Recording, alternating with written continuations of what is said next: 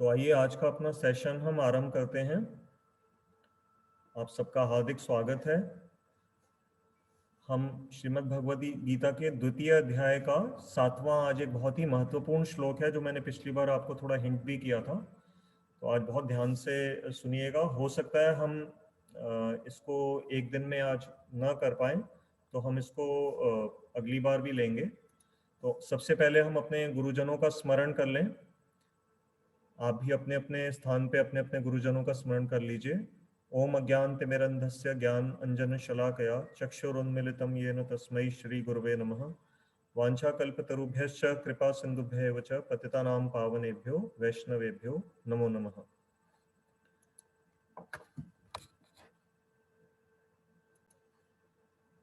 तो हमारा जो सिस्टम है उसके अनुसार हम एक सेकंड के लिए जो दूसरे अध्याय का जो छठा श्लोक था उसको मैं बस आपके साथ स्क्रीन पे एक बार शेयर कर रहा हूँ, ताकि जो नए श्रोता हैं वो उसको एक बार रिवाइज कर लेंगे और फिर हम आज के श्लोक 7वें श्लोक में हम अपना डिस्कशन उसकी आरंभ करेंगे।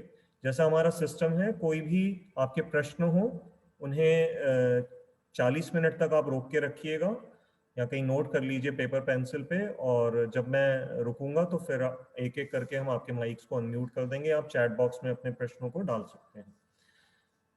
तो मैं आपके साथ वो स्क्रीन शेयर कर रहा हूँ।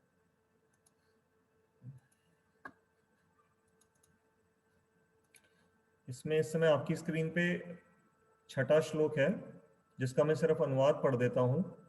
हम लोगों के लिए युद्ध में जीतने या पराजित होने में क्या श्रेष्ठ है, मैं इसे नहीं समझ पा रहा हूँ, क्योंकि जिनकी हत्या कर हम जीवित भी नहीं रहना चाहते हैं वे धृतराष्ट्र के पक्ष वाले युद्ध के लिए सामने खड़े हैं। इन शॉर्ट ये अर्जुन की बहुत ही एक कंफ्यूजिंग स्थिति आ गई थी, क्योंकि उनको समझ नहीं आ रहा था कि मेरे को लड़ना है या नहीं लड़ना है। उस कंफ्यूजन की स्थिति के बाद अब ये बहुत ही महत्वपूर्ण एक श्लोक जो आज अब आपकी स्क्रीन पे है, 7वां श्लोक, इसको आप सब देखिए। पहले हम इसकी संस्कृत पढ़ेंगे, आप भी इसको बोलने का प्रयास करें।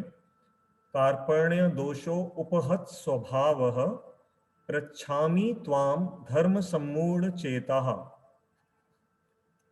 यत् श्रेयः स्यान् निश्चितं ब्रूहि तन्मे शिष्यस्ते अहम शाधि माम त्वाम प्रपन्नम। तो इस श्लोक को जो भी अधिकतर भगवत गीता के जानकार, विज्ञान, इसको जो पूरे समझने वाले लोग हैं, उन्होंने अपनी कमेंट्रीज में ये लिखा है कि ये श्लोक भगवत गीता का टर्निंग पॉइंट है, क्योंकि इस श्लोक के बेस पर ही भगवत गीता का सारा जो उपदेश है वो इसके इस क्वेश्चन के इस एक्टिविटी के रिस्पॉन्स में ही है। तो इसीलिए हम भी इसको ध्यान से समझने का प्रयास करें और इसमें जो गूढ़ हमारे लिए संदेश छुपा हुआ है उसको हम धीरे धीरे अभी समझने का प्रयास करेंगे। तो आइए पहले इसका अनुवाद पढ़ते हैं, हिंदी अनुवाद। स्वाभाविक शौर्य धर्म का परित्याग कर कायरता रूप धर्म से अभिभूत धर्म के निरूपण में मोहित चित्त वाला मैं कौन है, ये अर्जुन पूछ रहे हैं। तो मैं आपको पूछता हूं, किसको पूछ रहे हैं? भगवान कृष्ण को पूछ रहे हैं। मेरे लिए जो मंगलकारी है वह निश्चय कर आप कहें, मैं आपका शिष्य हूं। इस पे ध्यान दीजिएगा, अर्जुन कह रहे हैं मैं आपका शिष्य हूं, अतः मुझ शरणागत को आप शिक्षा प्रदान करें। तो अब हम संस्कृत के श्लोक के एक एक शब्द को धीरे धीरे समझने का प्रयास करेंगे। सबसे पहला शब्द आप स्क्रीन पे देख रहे हैं, कार्पण्य। जो पहला शब्द है कार्पण्य, उसका क्या अर्थ होता है? जिसके अंदर कृपणता रूप दोष आ जाए। अब आप कहेंगे आपने कार्पण्य का अर्थ बता दिया, कृपणता रूप दोष, अब कृपणता का अर्थ क्या होता है? तो अर्थ के पीछे अर्थ छुपे हुए हैं। तो कृपणता का अर्थ अगर हम साधारण भाषा में समझें तो एक तरह से कह सकते हैं, बिल्कुल ग्रॉस जो इसका मीनिंग है वो है कंजूस। जैसे मान लीजिए एक व्यक्ति के पास बहुत धन है, लेकिन उसका बेटा ही मान लीजिए बीमार हो गया और उसको जब डॉक्टर के पास ले गया, डॉक्टर ने कहा आप इस हॉस्पिटल में ले जाइए, नहीं तो बच्चे को अधिक नुकसान हो सकता है। और उस व्यक्ति को इतना अपने धन से प्यार था कि वो उसको उस बड़े हॉस्पिटल में न ले जाकर के एक छोटे नर्सिंग होम में ले गया। उसने सोचा कि मेरा धन बचेगा। तो उसका परिणाम हो सकता है कि कुछ बुरा परिणाम भी उसको मिल सकता है।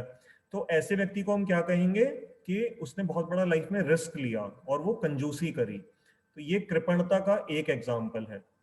तो इसी तरह से अब हम अर्जुन के एंगल से इस बात को समझने का प्रयास कर रहे हैं। अर्जुन कह रहे हैं कार्पण्य दोषो उपहत स्वभावः। सबसे पहले तो अर्जुन की बहुत अच्छी बात है कि अर्जुन स्वयं अपने इस दोष को आइडेंटिफाई कर रहे हैं दोष की तरह से। देखिए खुद वो कह रहे हैं कार्पण्य दोषो, तो दोष शब्द आ गया ना, तो कार्पण्य रूपी जो दोष से मेरा स्वभाव उपहत हो गया है। उपहत, हत शब्द से तो आप सब वाकिफ हैं। हत का अर्थ होता है डैमेज होना, आहत, जैसे हम हिंदी में वर्ड यूज करते हैं आहत हो जाना। कोई जब आपको नुकसान पहुंचाने का प्रयास करता है तो आप बोलते हो कि उसने मुझे मतलब आहत कर दिया। तो ऐसे अर्जुन यहाँ कह रहे हैं कि मेरे भी एक चीज को नुकसान पहुंचाया है इस दोष ने। किस चीज को नुकसान पहुंचाया है? उपहत स्वभाव। तो मेरा जो स्वभाव है उसको इस कार्पण्य रूपी दोष ने नुकसान पहुंचाया है। अब आइए हम ये स्वभाव शब्द अपनी भाषा में बहुत व्यवहार करते हैं। हम कहते हैं ना मेरे पड़ोसी आए हैं नए, लेकिन उनका ना स्वभाव अच्छा नहीं है। और किसी के बारे में आप तारीफ करते हो कि मेरी जो बहू आई है वो बहुत अच्छे स्वभाव वाली है, वो मेरी बहुत सेवा करती है। तो स्वभाव, तो संस्कृत में हर शब्द में आप अगर थोड़ा सा मतलब हम अपनी एनर्जी लगाएंगे समझने में तो काफी चीजें ऐसी ही समझ में आ जाती हैं। तो स्वभाव था कि मेरा, स्व मतलब मेरा, भाव मतलब मेरी जो नेचर है, फीलिंग है, ठीक है। तो स्वभाव, तो अर्जुन कह रहे हैं जो मेरा स्वभाव है उसको इसने ठोकर पहुंचाई है, उसके साथ इसका एक्सीडेंट हो गया है।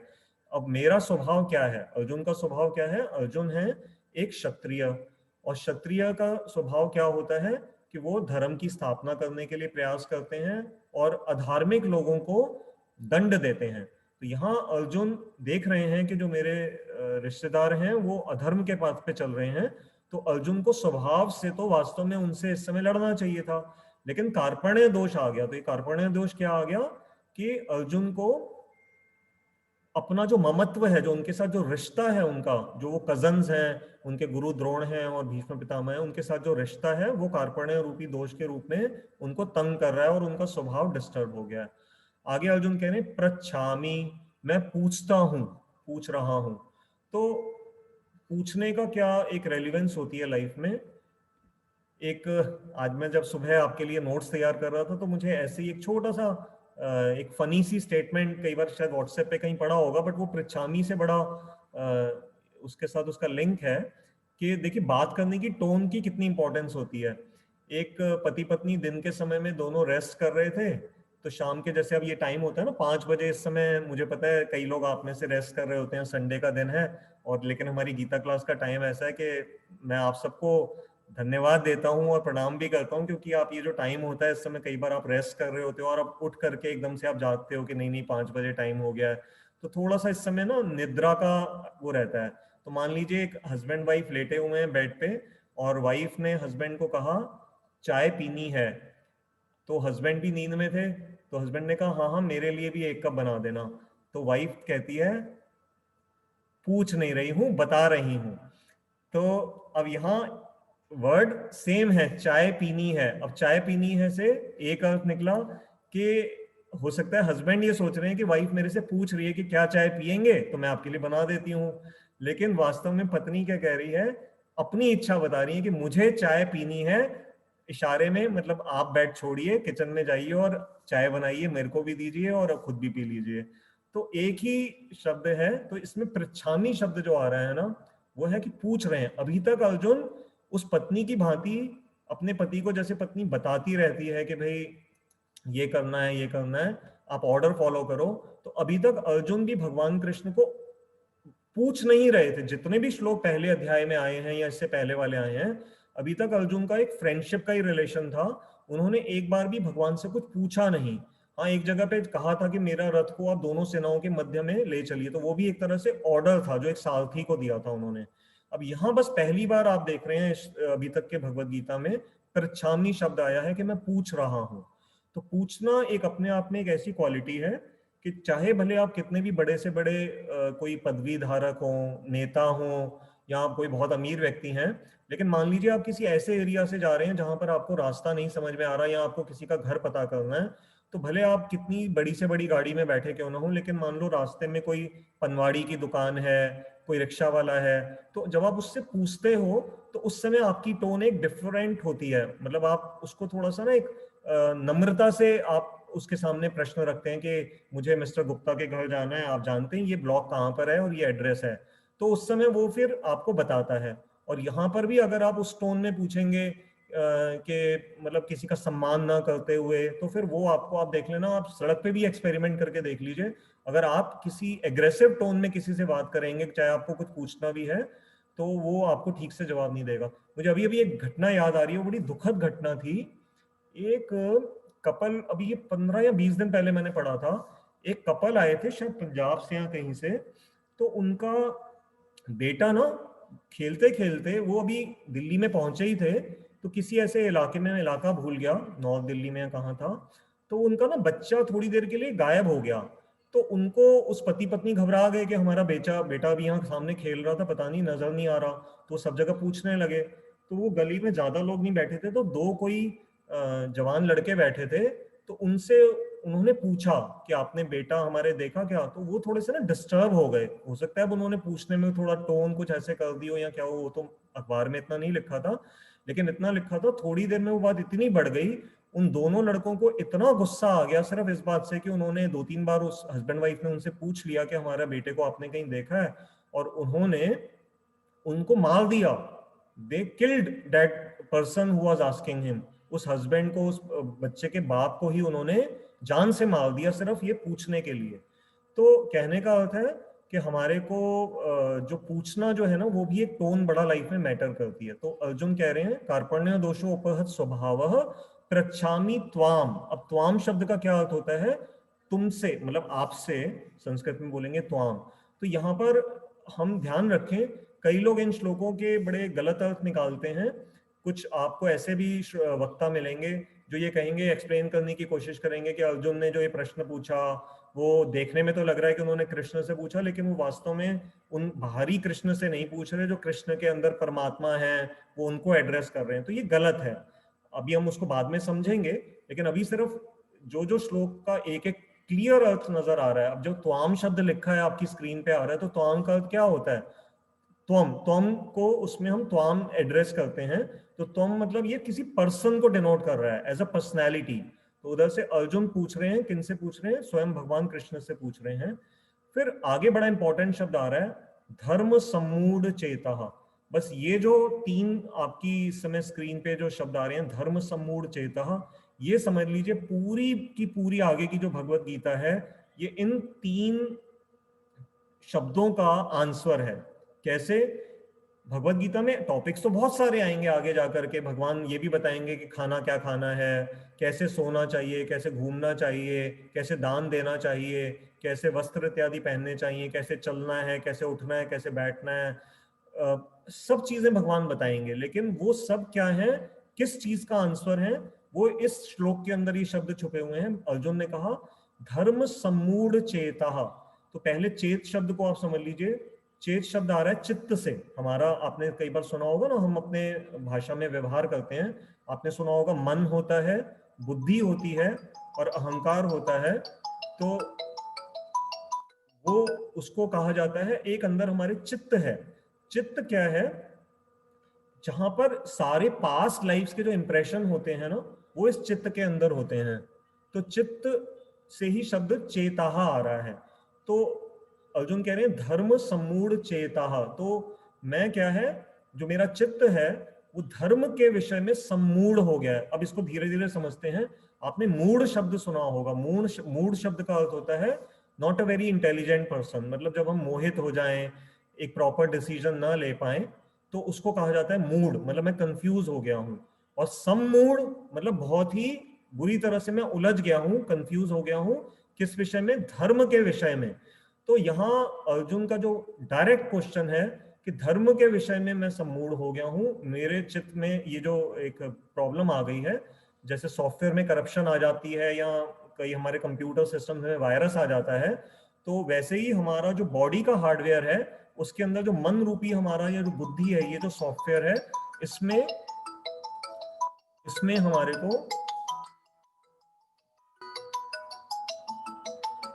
उसमें हमारे को जो चीज तंग कर रही है वो कंफ्यूजन के रूप में हमारे को इसको हमें अब देखना है। ठीक है, तो धर्म समूढ़ चेता, इस धर्म की डेफिनेशन को हमने जब शुरू शुरू में ये जब क्लासेस आरंभ करी थी तो हमने उस समय धर्म को लिया था।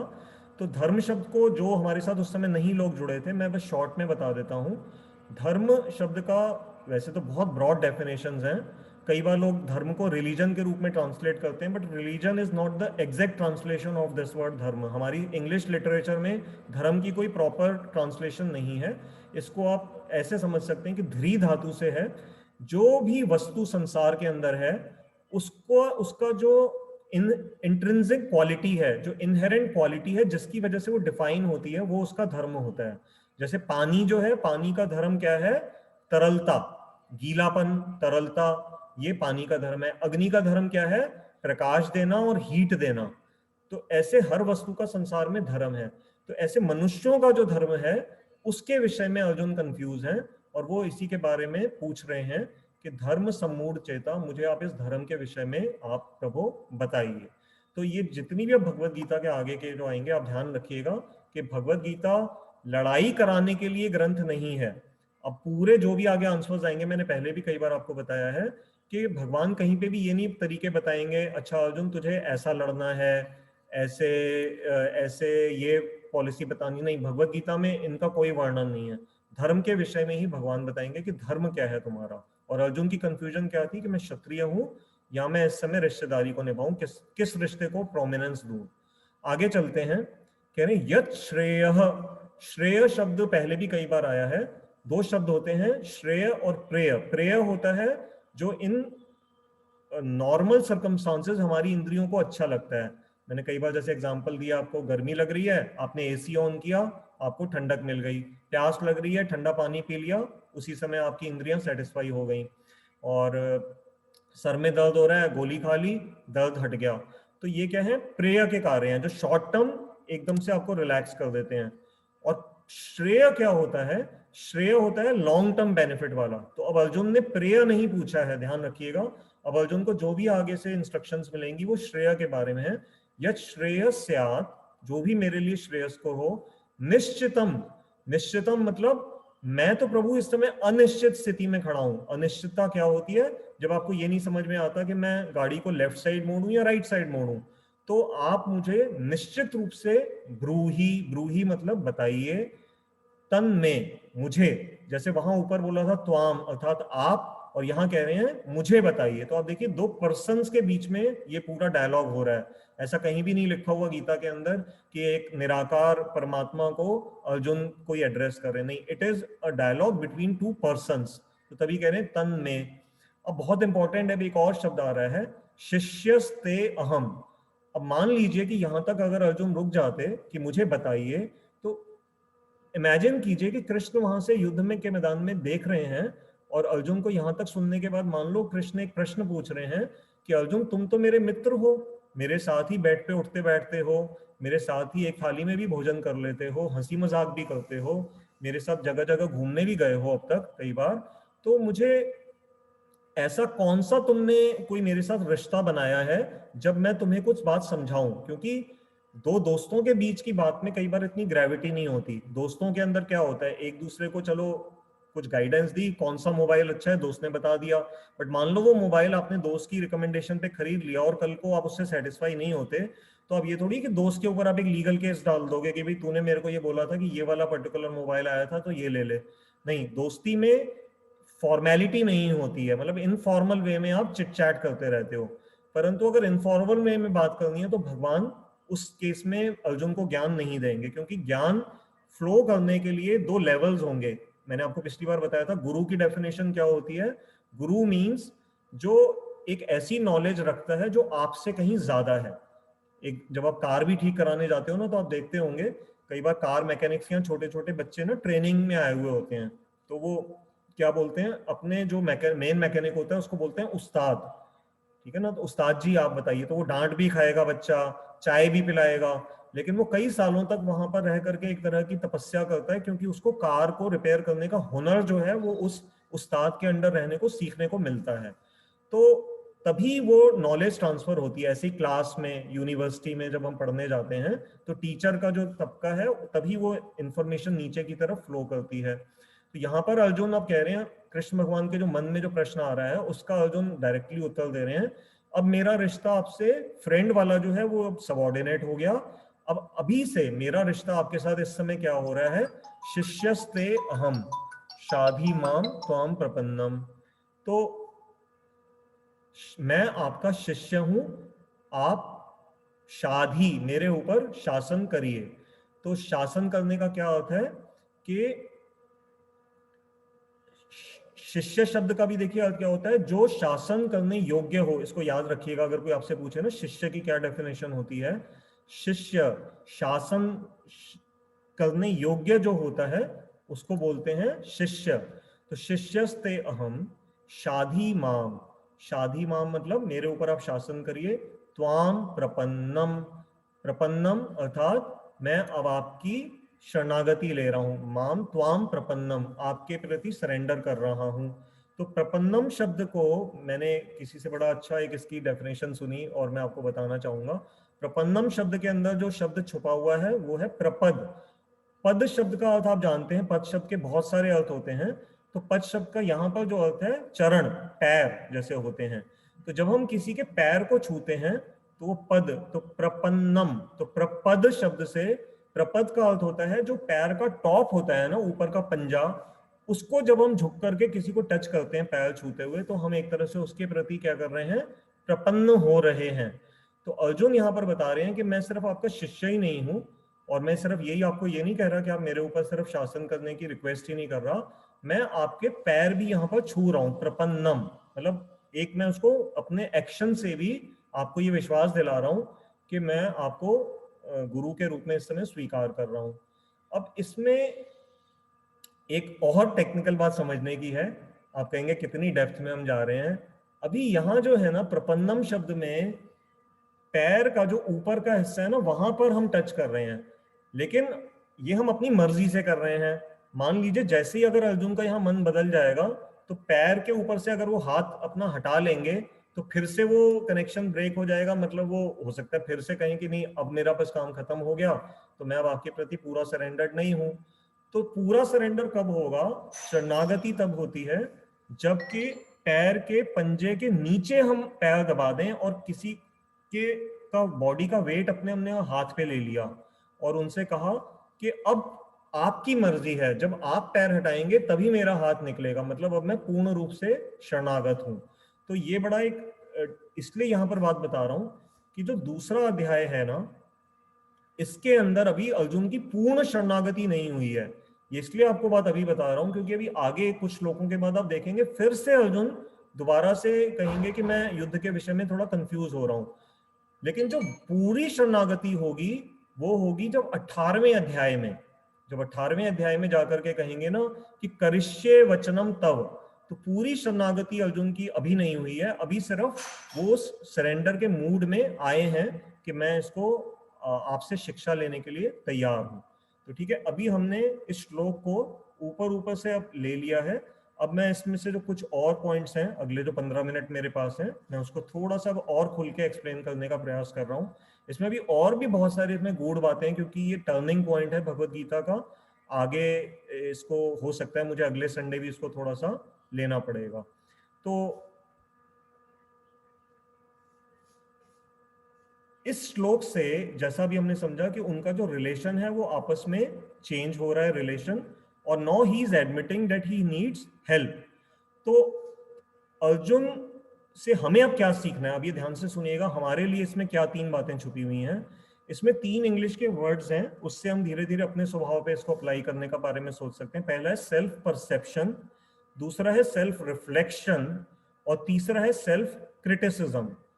तो सेल्फ परसेप्शन में क्या हमें समझना है कि अपने बारे में जो हमारी परसीविंग होती है, हम अपनी नजर से अपने आप को कैसे देख रहे हैं, तो ये होता है सेल्फ परसेप्शन। तो अभी तक अर्जुन की परसेप्शन क्या थी कि मैं तो एक बहुत ही उच्च कुल का योद्धा हूँ और ऐसे करके, तो वो उस एंगल से सारी बातों को समझने का प्रयास कर रहे थे। लेकिन जब उनको लगा कि जो सेल्फ परसीविंग से मेरे को परेशानी हो गई है और अब मैं लाइफ में डिफाइन नहीं कर पा रहा कि मेरा रोल क्या है, तो फिर next stage I self reflection. Because Arjun is a thorough gentleman और वो बड़े शिक्षित और एक सभ्य परिवार से उनका संबंध है, बड़े उच्च कोटि के उनमें गुण हैं, तो उन्होंने अब अपने ऊपर अब सोचना शुरू किया। ही स्टार्टेड पॉन्डरिंग, अपने बारे में विचार कर रहे हैं, रिफ्लेक्ट कर रहे हैं, तो सेल्फ रिफ्लेक्शन के वो मूड में आए। और सेल्फ रिफ्लेक्शन करने के बाद उनको एक बात समझ में आ गई कि मैं अपनी ताकत से अपनी प्रॉब्लम का हल नहीं निकाल सकता। ये हमारे साथ भी जीवन में जब ऐसा होने लगे, मान लो आपने अपने पूरे रिसोर्सेज झोंक दिए एक परेशानी को सॉल्व करने में, लेकिन आप उसको नहीं समझ पा रहे हो, तो फिर आपको अल्टीमेटली एक एक्सपर्ट के पास जाना चाहिए। फॉर एग्जाम्पल, मेडिकली मान लीजिए हम में से कई लोगों को एसिडिटी होती है सपोज। अब हम कई दिनों तक उसको घर पे ट्रीट करने का प्रयास करते हैं कि कोई कहता है जी आप ठंडा दूध पी लीजिए, कोई कहेगा पपीता खा लीजिए, कोई कहेगा कि आप खाने के इतनी देर बाद पानी पीजिए, कोई कहेगा आप इस आसन में बैठ जाइए। तो हम सारी चीजें ट्राई करते हैं, but once we come to know कि ये सारे एक्शंस करने के बावजूद भी मेरी एसिडिटी अगर ट्रीट नहीं हो रही है, आपने मार्केट से सिरप्स भी ले लिए और वो सब कर लिया, लेकिन उनका अगर हल नहीं निकला, तो फिर नेक्स्ट कोर्स ऑफ एक्शन में क्या है? आपने सेल्फ परसेप्शन करके देख लिया, अब आप सेल्फ रिफ्लेक्शन पे आओगे।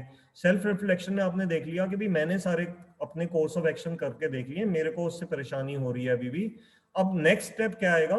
Self criticism. Criticism medical sense में क्या होगा कि मैंने ये देखूंगा कि मैंने ये सब करके देख लिया, now I turned a failure, तो फिर मैं क्या करूंगा? एक डॉक्टर के पास चला जाऊंगा, गैस्ट्रोएंटरोलॉजिस्ट के पास जाऊंगा या किसी वैद्य के पास जाऊंगा, और वो फिर एंडोस्कोपी करके आपको बता देंगे कि आपकी एसिडिटी का कॉज ये है।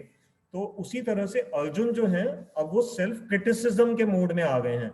उन्होंने अपने सारे हथियार चला करके देख लिए, तरह तरह के लॉजिक शास्त्रों के देख लिए, सब तरह के देख लिए, बट उनको कोई हल नहीं मिला। तो now he has come to the platform of self criticism and now he has acknowledge कि मुझे एक एक्सपर्ट हेल्प की जरूरत है।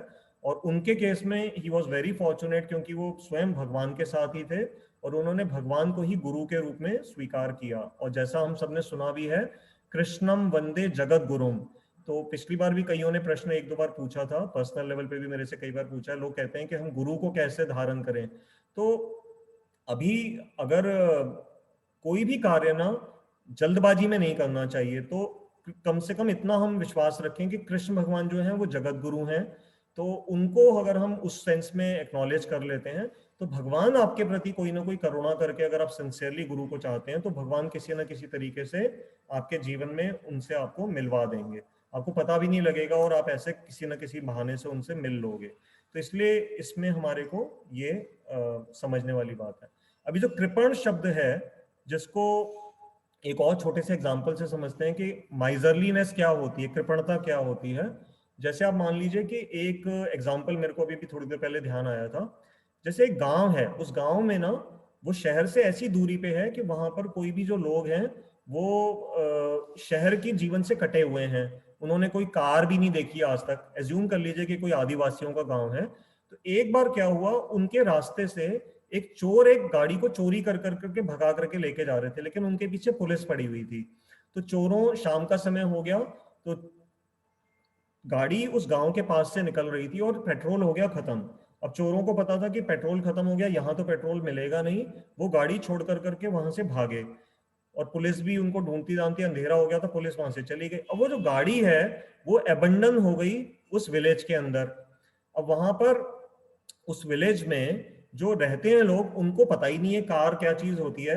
अब वो क्योंकि ना उसमें पेट्रोल है ना कुछ है, तो वो उस गाड़ी को क्या है, खिलौने की तरह बस उनके बच्चे कभी आगे धकेलते हैं, कभी पीछे धकेलते हैं, या उसमें चिड़ियाओं ने अपने घोंसले बना लिए और वो बच्चे बस सारा दिन खेलते रहते हैं। और मान लीजिए वो बहुत महंगी कोई कार थी। ऐसे कई कुछ साल निकल गए। अब एक दिन वहां से कोई एक्सपर्ट, कोई मतलब मान लो कोई एक टूरिज्म ग्रुप कोई जा रहा था, वो उधर से निकले, तो उनका गाइड उन लोगों को वहां से निकाल के लेकर गया। तो उन्होंने देखा यहाँ तो एक बहुत महंगी, मान लीजिए कोई फॉरेन की इंपोर्टेड कोई कार खड़ी है और उसको कोई वो नहीं है, उसमें बच्चे खेल रहे हैं, उसमें घोंसले बन गए हैं और ऐसे करके। तो उन्होंने देखा कि भाई ये क्या हुआ है। तो गांव वालों से समझा तो पता लगा जी ये तो यहाँ पर कोई छोड़ के चला गया था बहुत साल पहले। तो फिर उस गाइड ने उनको समझाया कि देखिए इसके अंदर सिर्फ पेट्रोल ये डालना है और ये चल पड़ेगी और ये बहुत करोड़ों रुपए की कार है। तो ये क्या है, माइजरलीनेस है कि हमारे पास जो चीज है हम उसकी प्रॉपर यूटिलिटी नहीं जानते और हम उसको किसी खिलौने की तरह यूज कर रहे थे अभी तक। उसको हमें कैसे समझना है कि जो मनुष्य शरीर जो हमें मिला है, जो ये ह्यूमन बॉडी है, आप और हम सब तो इसको भगवान की दया से बहुत किस्मत वाले हैं कि हम इसको भगवत गीता को समझने में इस ह्यूमन बॉडी को यूज कर रहे हैं। लेकिन अगर हम मान लीजिए कि इस ह्यूमन बॉडी को सिर्फ 4 एक्टिविटीज हमारे शास्त्र बताते हैं कि जिसकी वजह से ये ह्यूमन बॉडी को लोग मिसयूज करते हैं। 4 एक्शंस हैं, eating, sleeping, mating and defending. आहार, निद्रा, भय, मैथुन। ये 4 एक्टिविटीज मनुष्य जीवन में भी कॉमन है और पशुओं में भी कॉमन है। तो इनको कभी भी आप ध्यान से, आप सब समझदार हैं, एनालाइज कर लीजिएगा। हम भी खाते हैं, पशु पक्षी भी खाते हैं। हम भी सोते हैं, पशु पक्षी भी सोते हैं। हम भी बच्चे पैदा करते हैं, पशु पक्षी भी बच्चे पैदा करते हैं। और हम भी अपने आप को डिफेंड करते हैं, पशु पक्षी भी डिफेंड करते हैं। तो ये चारों एक्टिविटीज तो कॉमन है। तो शास्त्र कहता है अगर मनुष्य शरीर पाके भी अगर तुमने अपने जीवन को इन 4 कार्यों में ही बिता दिया, भले वो बस सिर्फ फर्क इतना है कि मैं इस समय एक अच्छे घर में बैठा हूं, आप सब एक अच्छे अच्छे घरों में बैठे हैं, आपने एसी चला रखा है, आप मोबाइल टेक्नोलॉजी का इस समय यूज कर रहे हैं, पंखा चल रहा है, और जो आपके घर के बाहर जो पशु पक्षी हैं वो ऐसे ही बिना एसी वगैरह के घूम रहे हैं, लेकिन वो भी खाना खा रहे हैं। आप भी हो सकता है इस समय आपके टेबल पे भी कुछ खाने का सामान पड़ा हो, थोड़ी देर बाद आप भी रात को सो जाएंगे, पशु पक्षी भी सो जाएंगे। अगर हमारे घर पे कोई अटैक करता है तो हमने घरों में अलार्म लगा रखे हैं, ताले लगा रखे हैं और पुलिस हमारे को बचाती है। पशु पक्षियों के पास भगवान ने अपना डिफेंड का सिस्टम उनको दिया हुआ है। और चौथा है मेटिंग, बच्चे पैदा करना। हम भी पैदा करते हैं, पशु पक्षी भी पैदा कर लेते हैं।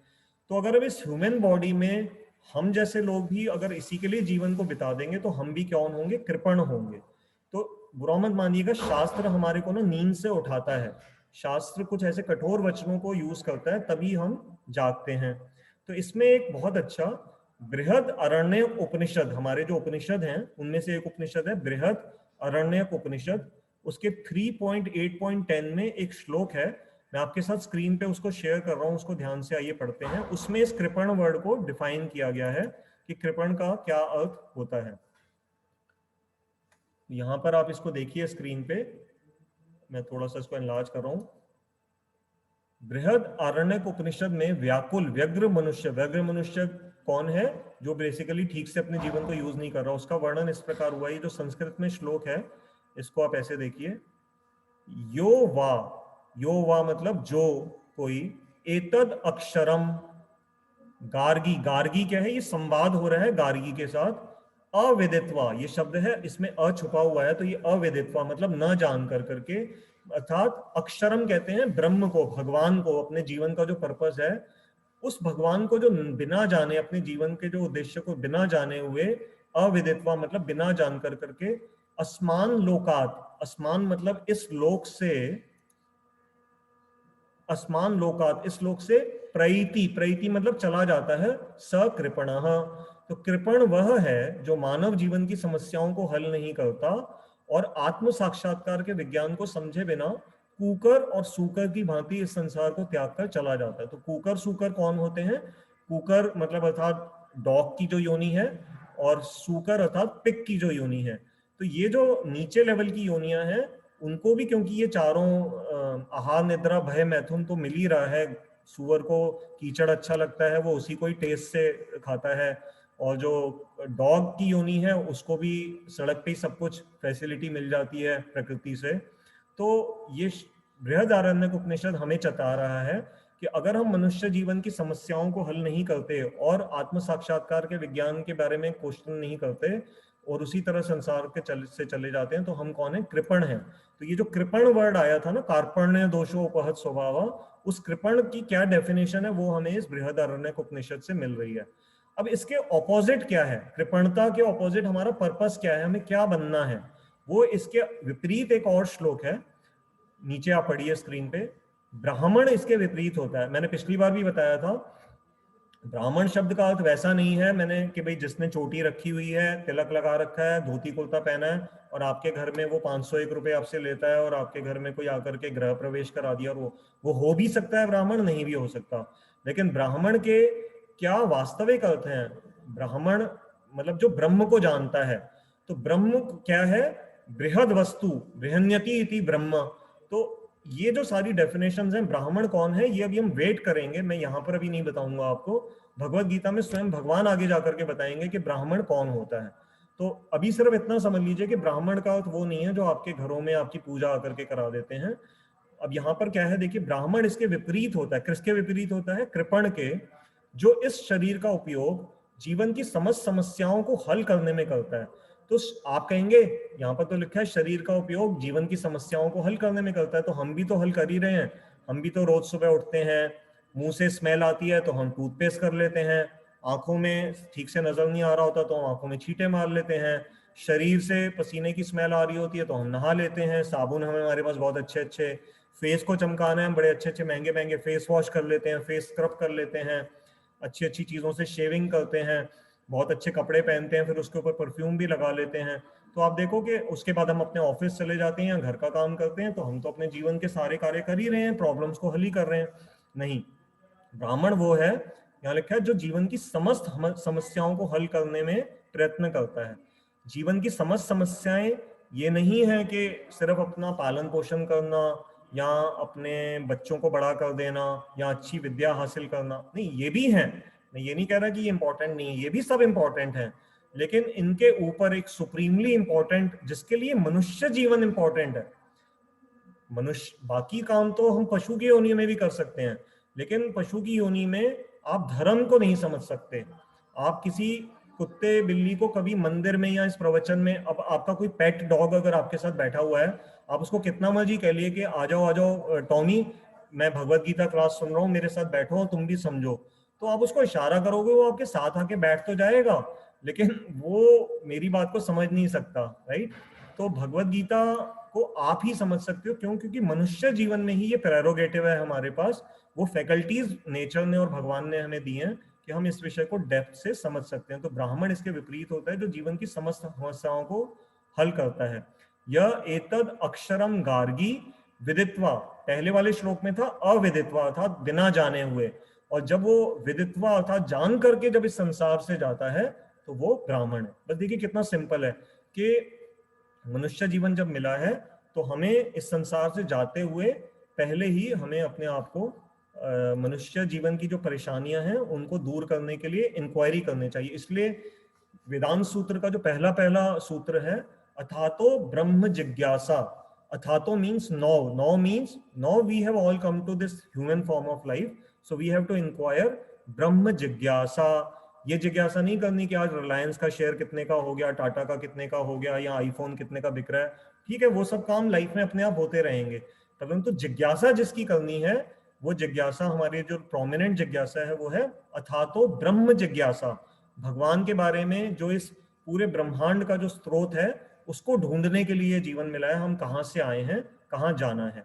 तो अब हमारा समय लगभग, हम एंड पे पहुंच गए हैं।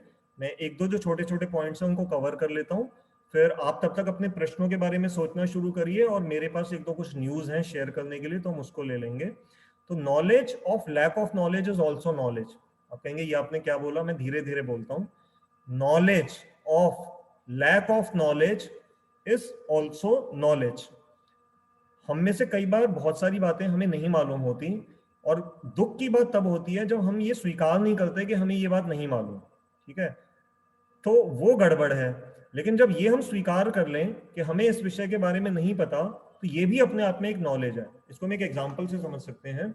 जैसे आप किसी सी बीच के पास गए हो, आपको स्विमिंग नहीं आती है, अब आप सी बीच पे लहरों में खड़े हो, अब आप थोड़ा थोड़ा पानी आपके आसपास आ रहा है, आपको बड़ा अच्छा लग रहा है, ठंडा ठंडा पानी है और रेत नीचे से बह रही है और आपको बड़ा अच्छी फीलिंग हो रही है। अब आप धीरे धीरे आगे बढ़ते चले गए। आपने देखा होगा समुद्र के बीच पे खड़े रहो ना, तो समुद्र कई बार बड़ी लहर आती है और वो थोड़ा और पीछे तक आपको ऐसे करके धकेल के अंदर ले जाती है। अब एक लिमिट है। अगर आपको ज्ञान नहीं है कि ये पानी आगे कितना गहरा हो सकता है और आप बढ़ते चले गए, तो you are getting into trouble, you are inviting trouble. Why?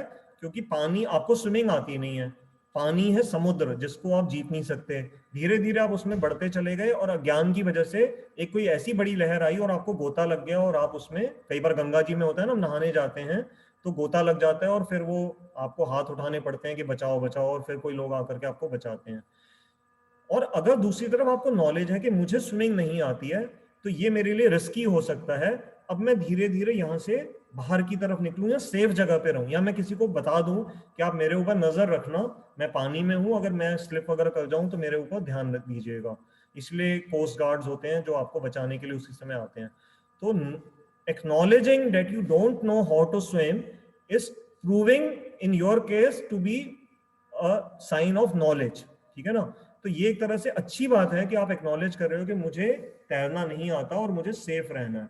तो उसी तरह से अर्जुन की सबसे बढ़िया बात क्या है श्लोक में, कि उन्होंने एक्नॉलेज कर लिया कि मैं अपनी प्रॉब्लम्स का हल स्वयं नहीं जीवन में निकाल पा रहा, आप मुझे हेल्प करिए। तो ये हमने बात इस छोटी सी बात से समझी।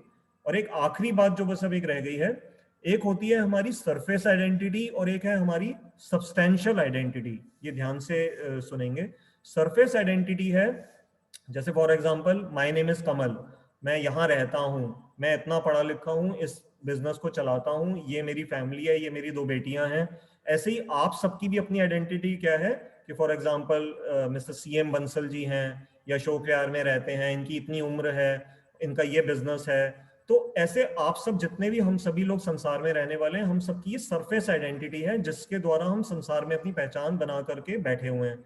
लेकिन हमारी जो सब्सटेंशियल आइडेंटिटी है वो है इस शरीर के अंदर, जो कि हमारा जो मूल सत्ता है, वो अब अर्जुन को भगवान अगले श्लोकों में बताना आरंभ करेंगे, जिसमें हम धीरे धीरे अब एंटर करने के लिए उस फेज में हम जा रहे हैं। तो अर्जुन का जो क्राइसिस है surface identity versus substantial identity में है। इसी क्राइसिस को सॉल्व करने के लिए भगवान अब उसको आगे समझाना अर्जुन को आरंभ करेंगे। तो उसको अब हम आगे अगले श्लोकों में लेंगे। तो भगवत गीता का 2nd अध्याय बहुत इंपॉर्टेंट है, क्योंकि इसी में ही भगवान ने एलिमेंट्री नॉलेज, जो आत्मा के विषय में नॉलेज है, वो सिर्फ इस दूसरे अध्याय में ही बहुत ही अच्छे तरीके से बताई गई है। और आपने देखा होगा जो न्यूज़पेपर्स में ऑबिचुरीज आती हैं, जब कोई व्यक्ति संसार छोड़ के जाता है, तो उसके परिवार वाले गीता के जो श्लोक अधिकांश देते हैं, नैनम छिंदंती शस्त्राणी वाला, या और भी आत्मा के विषय के जो श्लोक हैं, वो इसी दूसरे अध्याय से ही नॉर्मली लिए गए हैं। तो दूसरा अध्याय बहुत इंपॉर्टेंट है, इसलिए कोशिश कीजिएगा कि क्लासेस को रेगुलरली समय निकाल के मिस मत कीजिएगा, क्योंकि अगर दूसरा अध्याय मिस कर दिया तो आगे फिर फाउंडेशन आपकी वीक रह जाएगी और फिर वो समझना थोड़ा सा मुश्किल हो जाएगा। तो मैं अपनी क्लास को यहाँ विराम दे रहा हूँ। आप सबका अब स्वागत है। अगर आपके कोई प्रश्न प्री डिफाइंड हैं, पहले से सोच रखे हैं, या आज की क्लास से रिलेशन में हैं, आप सब हैंड रेस कर सकते हैं। जूम में फीचर होता है हैंड रेस करने का, या चैट बॉक्स में लिख दीजिए, अपने प्रश्न को टाइप कर दीजिए, मैं आपको अनम्यूट कर दूंगा और आप यहाँ पर बोल सकते हैं। जब तक कोई आपका प्रश्न नहीं आ रहा है, मैं आपको एक दो छोटी छोटी स्लाइड्स हैं, मैं तब तक शेयर करता हूँ। और आप अभी हमारे पास 10 मिनट हैं, जब भी ओके, डॉक्टर विकास विजय ने हरे कृष्णा लिखा है, ठीक है, हरे कृष्णा जी। कोई भी प्रश्न हो तब तक आप लोग सोचिए, मैं आपके साथ एक आध छोटी सी स्लाइड्स और शेयर कर रहा हूँ, वो इसी से आज से जुड़ी हुई हैं। देखिए, एक ये मेरे को कहीं से मिला था, न्यूज़पेपर में मैंने पढ़ा था, इसको आप पढ़ सकते हैं। The greatest use of a life is to spend it on something that will outlast it. ये कोई विलियम जेम्स हैं, उनकी स्टेटमेंट आई थी। तो मुझे तो नहीं पता विलियम जेम्स कौन है, लेकिन स्टेटमेंट बहुत अच्छी लगी मुझे, इस आज के टॉपिक से मिलती हुई अच्छी लग रही है। इसको दोबारा समझते हैं। जो आज हमने कृपण शब्द का समझा ना, कृपण की मतलब लाइफ को यूटिलाइज कैसे करना है, तो विलियम जेम्स कुछ इससे मिलती जुलती बात कह रहे हैं। The greatest use of a life is to spend it on something that will outlast it. अब ये बस एंड का जो डायलॉग है ना इनका, that will outlast it, Outlast इसका मतलब है कि लाइफ का समय किसी ऐसी चीज पे डेडिकेट करो जो कि तुम्हारे जीवन के खत्म होने के बाद भी जिंदा रहे। तो ये बहुत अच्छी बात देखिए उन्होंने कही है कि अगर हम नॉर्मली जीवन में जो भी कार्य कर रहे हैं, वो सभी क्या करते हैं, अपने इस जीवन तक ही करते हैं। अपना बिजनेस करना, जॉब करना, बच्चों के लिए हमने पैसा इकट्ठा कर दिया, हम दुनिया में नहीं भी होंगे तो चलो family will be taken care of. लेकिन यहाँ पर विलियम जेम्स को दूसरी बात कह रहे हैं जीवन में कुछ ऐसा कार्य करो, जैसे हमारी हिंदू संस्कृति में परोपकार का बड़ा कॉन्सेप्ट है, पर उपकार। तो हम पहले हमारे एंसेस्टर्स पेड़ लगवा देते थे, और कुआं खुदवा देना, कोई छाया की जगह करवा देना, हॉस्पिटल बनवाना, ये सब क्या है, परोपकार के कार्य हैं। तो ये सब अच्छे कार्य हैं, ठीक है। तो ऐसे कार्यों को हमेशा कोशिश करना चाहिए, अपना फोकस इन पे रखना चाहिए। विद्या का दान करना, तो और तरह तरह के और दान हैं, ये सब करना, तो इनके ऊपर हमारे को फोकस रखना चाहिए। एक ये जो विजय गुप्ता जी हमारे साथ जुड़े हैं, इन्होंने लिखा है चैट बॉक्स में, I don't know Sanskrit, how I can learn online so that I can read shlokas. Sanskrit के लिए आप देख सकते हैं, मेरे को विश्वास है कि कहीं ना कहीं यूट्यूब वगैरह पे सेशंस होंगे, तो आप उनको यूट्यूब की क्लासेस वगैरह को आप देख लीजिए। और उन यूट्यूब क्लासेस पे मेरे ख्याल से आपको कोई ना कोई ऐसे अच्छे टीचर्स मिल जाएंगे जो कि संस्कृत की क्लासेस मिल सकती हैं आपको। और अगर संस्कृत पढ़ के आप सोच रहे हैं कि मैं शास्त्रों का मास्टर बनूंगा, तो हो सकता है उसमें बहुत लंबा समय लग जाएगा, क्योंकि जो संस्कृत के जो नियम है, पाणिनि की जो ग्रामर है, वो ग्रामर इतनी एक्सटेंसिव है कि उसको 12-12 साल तो मास्टर करने में लग जाते हैं, क्योंकि वो सूत्रों के अंदर भी सूत्र हैं। और मैं आपके साथ आगे कुछ शेयर करूंगा, एक बहुत हाई लेवल के एक इंटेलेक्चुअल प्रोफेसर हैं, डॉक्टर सुभाष कक, उनके यूट्यूब पे वीडियोस हैं, यदि आप लोगों को समय मिले तो देखिएगा। उन्होंने हमारे इंडियन इस नॉलेज सिस्टम को, वेस्टर्न वर्ल्ड के, वो बहुत बड़े अमेरिका में बहुत बड़े साइंटिस्ट हैं, कंप्यूटर साइंटिस्ट हैं, और उनको इंडियन गवर्नमेंट भी रिस्पेक्टफुली उनसे गाइडेंस लेती है।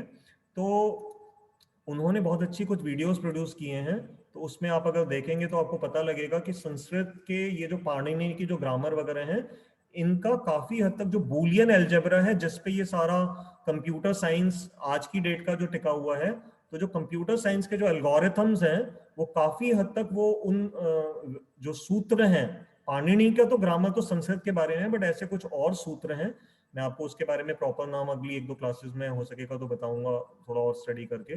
तो उस लेवल की संस्कृत पे जाने की जरूरत नहीं है।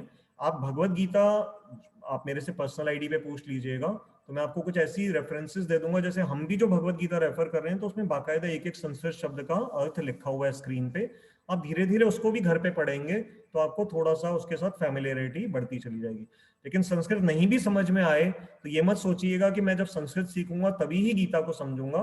गीता बिना संस्कृत के भी पूरे विश्व में, जर्मनी, फ्रांस, इंग्लैंड, यूरोप, कोई भी कंट्री आप वर्ल्ड की ले लीजिए, तो वो उन्होंने तो संस्कृत, हिंदी, वो बेचारे कुछ भी नहीं जानते, परंतु फिर भी वो भगवत गीता को बड़े रिस्पेक्ट से और समझ रहे हैं पूरे विश्व के लोग। तो भगवत गीता के लिए संस्कृत आ जाए तो बहुत अच्छी बात है, न भी आए तो कोई बात नहीं, आप वैसे भी बढ़ सकते हैं। तो I hope I have answered you. तो मैं अभी, और क्योंकि कोई प्रश्न नहीं आया आप लोगों का, मैं आपके साथ एक और ऐसा ही, जो मैंने भी आपके साथ जैसे स्टेटमेंट शेयर करी, मैं वैसे ही कुछ और आपको दिखा रहा हूँ शेयर करके। 1 सेकंड का मुझे समय दीजिएगा। देखिए, एक तरफ से क्या हुआ है, ये जो कोविड-19 बीमारी जिससे हम सब निकल रहे हैं, तो ये बड़ा अच्छा एक आर्टिकल आया पेपर में कि कोविड-19 has made Indians kinder, more generous, से स्टडी। तो ये अब एक है कृपणता का जो, और एक ब्राह्मण, जो मैंने दो बताए थे, तो ये ब्राह्मण का एक तरह से एक एग्जाम्पल मैच कर रहा है कि कुछ लोगों को कोविड-19 से कुछ अच्छी इंस्पिरेशन आई।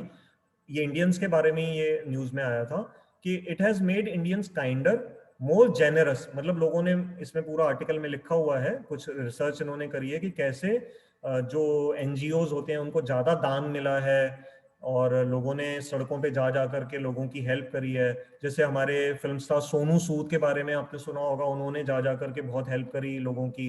तो ये सब एग्जाम्पल्स क्या हैं, काइंडनेस के एग्जाम्पल्स हैं। और ये हो गए एक तरह से ब्राह्मण तत्व का जो गुण है ना, दूसरों के साथ शेयर करने का, ये एक तरह से ब्राह्मणत्व की क्वालिटी से मैच खाता है। अब मैं आपको एक दूसरा गुण दिखाता हूं, इसका विपरीत, कृपणता का भी एक आर्टिकल आया था, उसको भी देख लेते हैं वो क्या कह रहा है। कि कृपण लोगों के साथ क्या हुआ कि जो नहीं इस बीमारी में समझ पाए कि लोगों की हेल्प करके अपना जीवन बिताएं, उनमें से बहुत सारे, खास करके यंग बच्चों को इस समय परेशानी हुई है। इस pandemic loneliness drives up gaming addiction. तो आपको भी पता होगा, बहुत सारे बच्चे अभी, जैसे पबजी को गवर्नमेंट ने बैन कर दिया था। मेरे अपने परिवार में कुछ ऐसे बच्चे हैं जो पबजी के प्रति इतनी बुरी तरह से एडिक्टेड हैं कि पढ़ाई लिखाई में भी बड़ा, मतलब नेचुरली मुश्किल हो जाता है। बच्चा सारा, अब बच्चा तो बेचारा क्या है, वो एडिक्ट हो गया, उसको एक तरह से कहते हैं लत लग गई, अब छोड़ना मुश्किल हो जाता है। तो पेरेंट्स के लिए भी बड़ा मुश्किल हो जाता है कि कैसे वो छुड़वाएं। तो इसमें, इस आर्टिकल में लिख के आया कि pandemic loneliness drives up gaming addiction. तो इसमें कईयों के इंटरव्यूज आए हैं। एक एमबीए ग्रेजुएट हैं जैसे मिस्टर सौरभ के, उन्होंने लिखा है इट डिस्ट्रॉयड मी फाइनेंशियली। ये रात रात भर इन्होंने क्या इतनी महंगी महंगी गेम्स खरीदी और इनका सारा जो पैसा था जीवन का वो गेम्स पे उन्होंने उड़ा दिया और अब परेशान है। और एक बच्चे ने लिखा है, वो 24 साल का एक लड़का है, उसने लिखा है पुणे से हूँ, कि मैं गेमिंग के प्रति इतना एडिक्ट हो गया कि मैं 24 में से 19 घंटे खेल, I used to spend 19 hours a day gaming, however I started feeling useless. अब इसका परिणाम क्या हुआ कि वो मन जो है ना, माइंड जो है वो इतना डेड होता चला गया। He is saying I started feeling useless as my mental health was deteriorating, one day I played so much that I collapsed out of exhaustion. तो इतना वो गेम खेलते रहे कि वो कोलैप्स ही हो गए और फिर उनको नेचुरली परिवार ने ही बचाया। और अभी मैंने थोड़े दिन पहले पढ़ा था चाइना में कोई एक, या हांगकांग में कोई यंग बच्चा था, वो तो बेचारे की डेथ ही हो गई गेम्स खेलते खेलते ही। तो ऐसा भी हो जाता है। तो ये कृपणता और ब्राह्मण का हमने दोनों एग्जाम्पल देखे कि मनुष्य जीवन आपको मिला है, वो एक तरह से एक आपको कह लीजिए कि भगवान की तरफ से गिफ्ट है। तो इसको व्यर्थ में नहीं जाने देना है, इसको यूज करना है प्रॉपरली। तो आप सब और हम सब बड़े भाग्यशाली हैं कि हमें भगवत गीता जैसा सबसे टॉप क्वालिटी एजुकेशन यहाँ मिलने को सुनने को मिल रही है। तो मेरी तरफ से लगभग टॉपिक्स कवर्ड हैं। अब अगर आप कहेंगे तो मैं 5 मिनट और कुछ ले सकता हूँ। और आपका 1 मिनट, कोई प्रश्न आया है अतुल अग्रवाल जी का। अगर अर्जुन कृष्ण संवाद में एक लाइन में कृपण समझना हो तो, टाइप कर रहे हैं अभी कुछ और, अर्जुन कृष्ण संवाद में एक लाइन में कृपण को समझना हो तो। अतुल जी शायद आपने क्लास थोड़ा लेट ज्वाइन करी थी। अगर एक वर्ड से समझना चाह रहे हैं कि कृपण शब्द को कैसे समझें, तो मैंने बताया था क्या समझ सकते हैं। तो कृपण मीन्स माइजर, मैंने बताया था कंजूस। बहुत अच्छा एक उदाहरण भगवत गीता की कमेंट्री में शिल प्रभुपाद जी ने भी दिया है।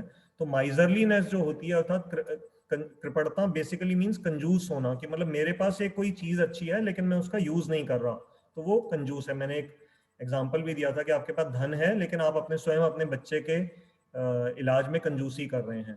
तो अच्छा अतुल जी, आप कुछ और पूछना चाह रहे हैं तो मैं आपको अनम्यूट कर देता हूँ। करूँ क्या अनम्यूट आपको?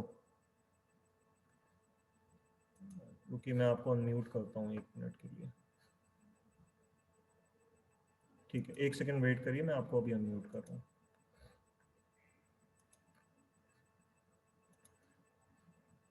जी करिए, आप बोलिए प्लीज। हरे कृष्ण प्रभु जी, बहुत धन्यवाद आपका।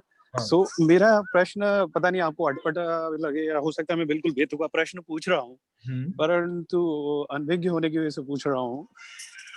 मान लीजिए अर्जुन को भी पता है ये भगवान है और इनके पास कुछ लेने देने की कोई कमी नहीं, कोई सीमा नहीं, तो ना तो अर्जुन कृपण, ना तो भगवान कृपण है, और अर्जुन को स्वयं भी पता है कि वो क्षत्रिय है और चक्रवर्ती सम्राट का छोटा भाई है, तो उसको भी पता है कि ना तो उसके परिवार में कभी कोई कृपण रहा और ना ही कोई लेने देने की उसको कमी है। तो यहाँ कृपणता शब्द प्रयोग करके अर्जुन भगवान को इम्प्रेस करना चाह रहे हैं, या रियलिस्टिकली उनको ऐसा कुछ महसूस होने लगा सडनली, क्योंकि अब उन्होंने अपने भाइयों बंधुओं को देख लिया कि इतना मोह में है और अब अचानक से उनको कृपणता महसूस हो रही है। ये मेरा प्रश्न था। थोड़ा सा मिक्स कर रहे हैं आप बातें, लेकिन मैं वैसे थोड़ा सा जितना मैं समझ पा रहा हूँ आपके प्रश्न को, यहाँ कृपणता जो अर्जुन का ने जिस कॉन्टेक्स्ट में पूछी है, ये सेट कार्पण्य दोषो उपहत स्वभाव, उन्होंने कृपणता को एक दोष की तरह बताया है। और वो दोष कृपणता का उनका, हम तो उसको समझ रहे हैं अपने आप को समझाने के लिए, हम उसको कंजूस वर्ड में ट्रांसलेट वगैरह कर रहे हैं, बट अर्जुन के ऊपर ये कंजूसी वाला सेंस में नहीं अप्लाई कर रहा डायरेक्टली। अर्जुन का जो कार्पण्य दोष है वो है बॉडीली आइडेंटिफिकेशन, जो माइजरलीनेस, उनको अपने परिवार वालों के साथ जो संबंध है ना, जो अभी तक उन्होंने जितने भी अपने आर्गुमेंट्स दिए थे भगवान को, वो सब क्या थे? अपने रिश्तेदारों को, अपने गुरुजनों को और अपने भीष्म पितामह के प्रति जो अटैचमेंट थी, उसको वो आइडेंटिफाई कर रहे हैं कि ये कृपणता है। क्योंकि इसी की वजह से जो मेरा जो स्वभाव है, उनका स्वभाव क्या है? क्षत्रिय धर्म उनका स्वभाव है। क्षत्रिय धर्म कहाँ से उनका ब्लॉक हो रहा है? क्योंकि उनको अटैचमेंट की याद आ रही है कि मैं भीष्म पितामह और द्रोणाचार्य जी पे अटैक नहीं कर सकता। तो अर्जुन जो इस समय 5000 साल पहले जो कृष्ण भगवान को जो कार्पण्य दोष के बारे में बता रहे हैं, वो कार्पण्य दोष हिंट कर रहा है अर्जुन का attachment towards their bodies of his relatives, his Bhishma Pitamah and his गुरु द्रोण।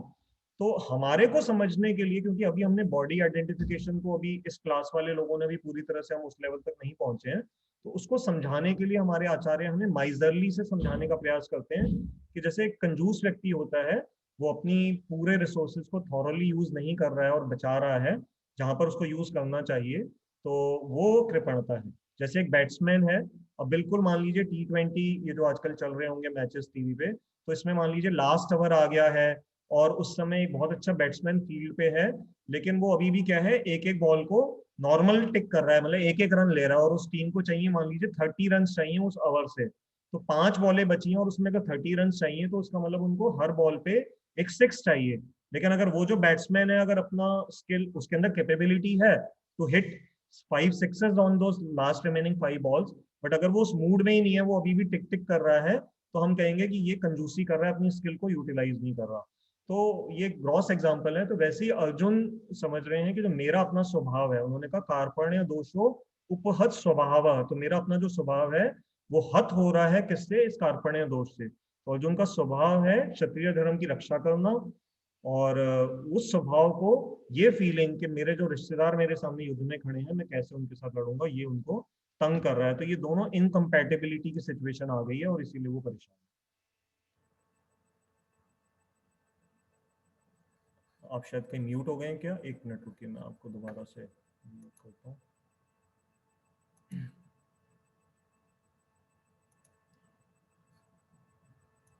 अतुल जी, मैंने आपको दोबारा अनम्यूट किया है। I hope, is that clear? No? या इट्स क्लियर, इट्स क्लियर। और थैंक तो यू वेरी कुछ मच। नहीं है उसमें और कुछ पूछने का? ठीक है, तो ठीक है, हमारे प्रश्नों का भी सेशन हमने लगभग कर लिया। अगर आप में से किसी और को कोई प्रश्न हो तो प्लीज पूछ लीजिए, और नहीं तो फिर हम आप सबकी अनुमति से फिर इस क्लास को विराम देंगे। एक आपको बहुत इंटरेस्टिंग बात शेयर करता हूँ, मैं उसके बारे में दोबारा से बोलूंगा, क्योंकि वो एक साइंटिफिक जर्नल में एक आर्टिकल आया है डीएनए के फोल्डिंग उस पे। ये मेरे को इसलिए इस श्लोक से ध्यान आ रहा है क्योंकि जो समूढ़ शब्द आया, समूढ़ मतलब होता है उलझना, एक तरह से मूड होता है ना जो अपनी थॉट प्रोसेस में उलझ जाए, समझ ना पाए कि जीवन में क्या करना है, तो उलझने से इसको समझिए। साइंटिस्ट आज एक चीज पे बड़ा कंफ्यूज हो गए हैं, मतलब उसमें से उनका ध्यान गया इस चीज पे है, तो वो बहुत समय से वो चीज एग्जिस्ट कर रही है, बट उन्होंने नोट उसको अभी किया है। उसमें क्या है कि मान लीजिए, एक एग्जांपल से समझा रहा हूँ आपको, बात रख रहा हूँ कि हमारी जेब में आजकल हम ये ईयरफोन्स यूज करते हैं ना, वायर वाला, अब तो खैर वो सब बच्चे वो यूज करने का है, ब्लूटूथ वाले यूज कर रहे हैं, बट मान लीजिए जो आपके पास अगर कोई ईयरफोन है वायर वाला, आपने देखा कभी आप उसको ऐसे हाथ में लेके जब आप जेब में डाल देते हो और 1-1.5 घंटे बाद निकालते हो, तो आप देखते हो सारा ना एंटेंगल्ड हो जाती है वायर अपने आप में, तो वो फिर आपको सुलझाना पड़ता है। अब आप इमेजिन करिए कि ये तो छोटा सा ईयरफोन कितना लंबा होता है, समझिए बस जैसे लगभग 1 फीट 1.5 फीट का होता है, उसको आप जेब में रखते हो और वो थोड़ी देर में ही उलझ जाता है। अब साइंटिस्ट एक चीज पे बड़ा कंफ्यूज है कि जो डीएनए का जो लेंथ है, तो मैं उसके एस्टिमेट पढ़ रहा था, हमारा जो ह्यूमन बॉडी का सेल है वो आई थिंक इट वाज, मैं आपको अगली बार एग्जैक्ट रीडिंग्स बताऊंगा, let's say it was 10 micrometres, कुछ ऐसे फिगर थी, वो मैं अगली बार आपके साथ शेयर करूंगा आर्टिकल को और ध्यान से पढ़ के। वो कहते हैं लगभग 2 किलोमीटर लंबा डीएनए, एक सेल माइन्यूट, मतलब बाल से भी छोटे से, इतने छोटे सी टिप के अंदर वो पूरा का पूरा डीएनए का जो स्ट्रक्चर है वो फोल्ड होके, और फोल्ड भी ऐसा नहीं होता कि हेफेजेंटली फोल्ड हो। आप सबने, हमने बचपन में जब बायोलॉजी पढ़ी थी तो माइक्रोस्कोप में जब भी हमें डीएनए, अभी आप गूगल पे भी देखिएगा तो आप देखते हैं वो बड़ा एक अच्छा स्ट्रक्चर होता है, वो जैसे रस्सी की नॉट होती है ना उस तरह में होता है। तो वो ये इमेजिन कह रहे हैं कि मान लीजिए एक स्पाइडर है, उसने 7.5 किलोमीटर लंबा अगर अपना सिल्क का धागा, जैसे स्पाइडर पैदा करती है जो मकड़ी होती है, उस 7.5 किलोमीटर लंबे उस कॉब वेब को, वो जो उसको धागे को एक सिर्फ अखरोट के साइज जितनी जगह पे अगर आपको उसको करना हो और ऑर्गेनाइज तरीके से डालना हो, और वो भी कोई डाल नहीं रहा, आपको आंखों से नजर नहीं आता ये कौन कर रहा है, तो ये कैसे हो रहा है? और वो भी सिर्फ एक डीएनए ही नहीं है, उसमें आरएनए का रोल है, उसमें और बहुत सारे, मतलब आप तो मेरे से कई यहाँ पर पढ़े लिखे लोग हैं, डॉक्टर्स हैं, तो मैं तो बायोलॉजी का कोई ऐसा साइंस का स्टूडेंट नहीं हूँ, बट एक ये बात एक कॉमन सेंस से बोल रहा हूँ मैं, आपको अगर ज्यादा समझ हो तो आप मुझे बता सकते हैं, मैं वो आर्टिकल का लिंक हो सकेगा तो अगली बार शेयर कर दूंगा आप सबके साथ। बहुत लंबा आर्टिकल है, साइंस मैगजीन में वो आया है। तो आप इमेजिन करिए कि एक तार तो हमसे जेब में संभलती नहीं है और वो उसी समय उलझ जाती है, और भगवान की जो प्रकृति है, जो भी हायर पावर है, उसने इतना इंटेलिजेंटली उस डीएनए के अंदर कोडिंग हमारी पूरी कर रखी है, और फिर वो डीएनए में कौन से जीन्स कहाँ से जाकर के ट्रांसमिट करके किस तरह के शरीर को जन्म देते हैं, कैसी बीमारी वहां से कैसे प्रोड्यूस होती है। लेकिन सबसे बड़ी ट्रिक वाली बात है कि उसमें एक अखरोट जितनी जगह के अंदर 7.5 किलोमीटर लंबा वो ऑर्गेनाइज तरीके से आप कैसे फोल्ड करेंगे, ये किसी के पास भी आज ये विद्या नहीं है। तो लेकिन नेचर वो कर रही है, और बिना किसी डायरेक्ट विजिबिलिटी के करती है, अपने आप ये सब काम करती है। माँ के पेट के अंदर भी ये कार्य हो जाता है अपने आप। तो इतनी वो ग्रेट हमसे वो जो पावर है, तो उसको कई बार हम ब्लाइंडली ऐसा चैलेंज कर बैठते हैं कि हम तो भगवान से भी बड़े हो गए। तो ये बस मेरा एक छोटा सा मैं आपके साथ शेयर करना चाह रहा था। तो आज हम अपनी क्लास को इस पे विराम देते हैं। कोई बोलने में कोई मिस्टेक हो गई हो तो please ignore it and help me get it corrected आपके अपने कमेंट से। तो हम हर संडे, जो हमारे साथ नए श्रोता जुड़े हैं उनके लिए बता दें, हम हर संडे शाम को 5 से 6 ये क्लास करते हैं जूम पे। आप सबका स्वागत है जो भी जुड़ना चाहें। और जो पुरानी क्लासेस सुनना चाहते हैं, वो यूट्यूब पे एक चैनल है कमल गीता क्लासेस, वहाँ पर ये उस चैनल पे आप देख सकते हैं, सारी पुरानी क्लासेस हैं। और मेरा नाम कमल है। मैं चैट बॉक्स में अपना मोबाइल नंबर यहाँ पर डाल रहा हूँ, 9810094098, 9810094098। मैंने चैट बॉक्स में इसको डाल दिया, आप यहाँ से ले सकते हैं। और कोई भी आपके पर्सनल लेवल के भी प्रश्न हो गीता से रिलेटेड, मतलब personal means I am not a life coach, लेकिन गीता से रिलेटेड अगर आपकी कोई प्रश्न होंगे तो मैं प्रयास कर सकता हूँ उनके उत्तर ढूंढने का। तो आप सबका बहुत बहुत धन्यवाद। हमारा जैसे सिस्टम है, हम अंत में भगवान कृष्ण के इस महामंत्र का उच्चारण सब करते हैं, तो आप सब भी करिए अपने अपने स्थान पे। Hare Krishna Krishna Krishna Hare Hare, Hare Ram Ram Ram Hare Hare. Thank you so much for joining and giving your precious time. Hare Krishna.